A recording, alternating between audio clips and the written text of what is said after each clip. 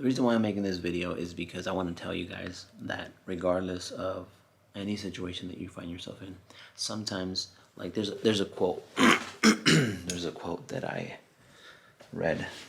Let me close this door. I close this door because that way I don't wake up Pam. Pam's sleeping right now.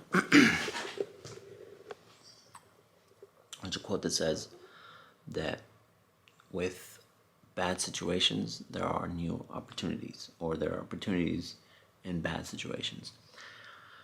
And I guess this is a very optimistic point of view. I've always kind of been attracted to positive messages, positive books, self-empowerment. I've always liked those type of things. Anthony Robbins, Les Brown, people like that. I've always, drawn myself to people that have gone through a lot of things and they still persevere and they're successful. I grew up in a Christian household, so I've known about the Word of God. I know a lot of things like those as well. And so with me knowing all these things, putting it into practice has been the most difficult thing for me. So you can know everything, you can have so much knowledge in here, but putting it into practice is a whole nother thing. So shout out to the people that are very, very committed and very, very awesome, and they go forth and they do things instead of just talking. They do it. Shout out to those people. So here's my message for everybody real quick. I've lived my life this way, but just because I know these things and I preach positive messages all the time, it doesn't mean that I can't have days where, I don't live up to them. I see myself as a person who tries their best and tries to be positive, but some days you feel like, man, today's just not the day that I want to fight. Today I want to just rest and not fight at all. We're definitely in a bad situation. Definitely. That's a sad situation. It's horrible to be in this predicament with Nathan being there, and this is our schedule. We take care of him. We're making it work regardless of what's going on. Whenever I go see my family, I'm always very... I like to joke around. I like to mess around. I tease my cousins sometimes, and I feel like that's just how I am, right? And I put on this awesome vibe out. I like vibing. I like laughing. I like joking around. But when I come home, there's this aura in this home where if we let it, we can be extremely depressed. So we try constantly to laugh in this house. We try constantly to just ignore the elephant in the room in a way, and try to live in the most positive ways. For any special parents out there, if you're in a difficult situation, if you're in a situation where you really can't escape it, you're in a situation where you don't see the next 5 years being different, you come into a realization where, man, this is going to be going on for a very long time, so I have to prepare myself mentally, spiritually, and physically. So that's what I'm doing, because I've come to terms with, okay, well, Nathan, the first year, okay, maybe by the time he's 2, things will change. He's 2 years old, and okay, so I'm then, well, maybe in a couple more months, and things are still the same. So Nathan still sits there. He's gonna be 3 years old soon, and he still has to battle a lot of health issues, and I don't see any changes other than his seizures have stopped, and he's not having the consistent breathing spells. But other than that, he still remains there, sitting there. Still needs our help, still needs aid. It's still gonna happen. So we've come to terms with, okay, That's not changing anytime soon. So what do we do from here? I see this more of an opportunity for me and my family to grow closer together and know what unconditional love really is and really put into practice everything that we've learned. Regardless of what's going on, this is what I'm doing. Every morning when I wake up at 1 in the morning, and then Pam goes to bed. So I wake up at 1, and I was sitting here with Nathan, just like I am right now. This is basically what I used to do all the time. Is I used to be right here, right next to him, and excuse me, and watch Netflix or whatever. I used to read books and just sit here, basically just watching Nathan, making sure he was okay. I took a really hard look in the mirror, and I examined myself, and I think that's very important for us to do. And I realized I'm not the healthiest. I gained a lot of weight. I was not eating healthy, and I realized if this is gonna continue, I'm making plans. You know what I'm saying? I've come to the terms with Nathan's gonna be like this. So, how far along the line is this gonna happen? So I thought about myself, and I said, you know what? If I continue this way and I don't take care of myself, how long am I gonna be around? Like I told you guys last year, I had pains on my lower left abdomen, and I found out that it was my gallbladder, and my doctor told me that I had really high cholesterol. So these things start to, like, okay, if I were to get sick and that something were to happen to me, I would add more troubles to my family, with Nathan being this way. So I want to be healthy. But in April, we started working out heavily, me and Pam. She works out in the afternoons, and I work out as soon as I wake up, like 1, 2, 3 in the morning. So I'm going to show you guys basically what I'm doing. All right. So I have my bike here.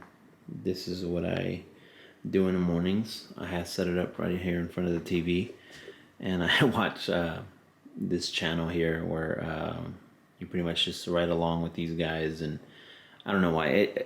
I know it might be lame to some people, but I don't know why mentally I enjoy doing this bike training with actually having a visual of me being out there. Because if I just sit on the bike and watch like Netflix or something, I don't get motivated. Like, my legs hurt and I would just want to give up. Like, I feel like a little bit of like fatigue, and I would like to get off. And it wasn't working for me up until I found this channel, and I sit here and I bike. I can't talk. I bike with these guys here, and it like really pushes me to finish the entire trip, and I don't stop until it reaches the end. And there's some videos that are an hour long and some that are 30 minutes long, and that's what I do. I've been doing that every morning. Once I'm done with that, I have my weights here set up, and after that I move the bike back over there, and I start doing some shadow boxing, and that helps me out a lot. I can see a huge difference in my energy and the way that I feel. Obviously, like I said, some days when you don't feel good, when you have a really bad breakdown and you feel like crap and things aren't going your way, you don't even feel like working out. I'm no life coach, but I'll tell you this much: with everything that I've gone through in my life, I would argue that to say that I've had a very rough life, and I don't understand why these things are happening to me in my life, why my life has been so hard, right? But I don't want to be in a victim mentality. The things that happened to me, or things that why did this happen to me? And I've always kind of rised above many other things that happen in my life. And so if I can inspire you in some type of way to keep going, regardless of the situation, I think that's worth it, you know? So that's my message to you guys, is regardless of being a special needs parent, you can still rise above it. Yes, it's hard. And some parents have it harder than we do. That's a guaranteed. And everyone's situation is different, and everyone deals with it differently, you know. However, with our situation, if you look into it, Nathan's situation, he has a constant need of aid. Some kids don't need constant need of aid. Some kids can actually sleep all night long without any trouble. Some people have nurses available. Some people have the money to have a nurse here constantly and in a private way, private caregiving. And some people are comfortable with letting other people care for their children. Everyone's different. We do things different. That's what we prefer, and we're making it work. Regardless of what you choose to do, you can do it. You can do it 100%. Whether you think you can or you think you can't, you're right. It's really all up to you. It's a decision. It's coming to terms with some things. Yeah, I know it's hard. It's hard for you to realize, damn, like, this is actually happening to me.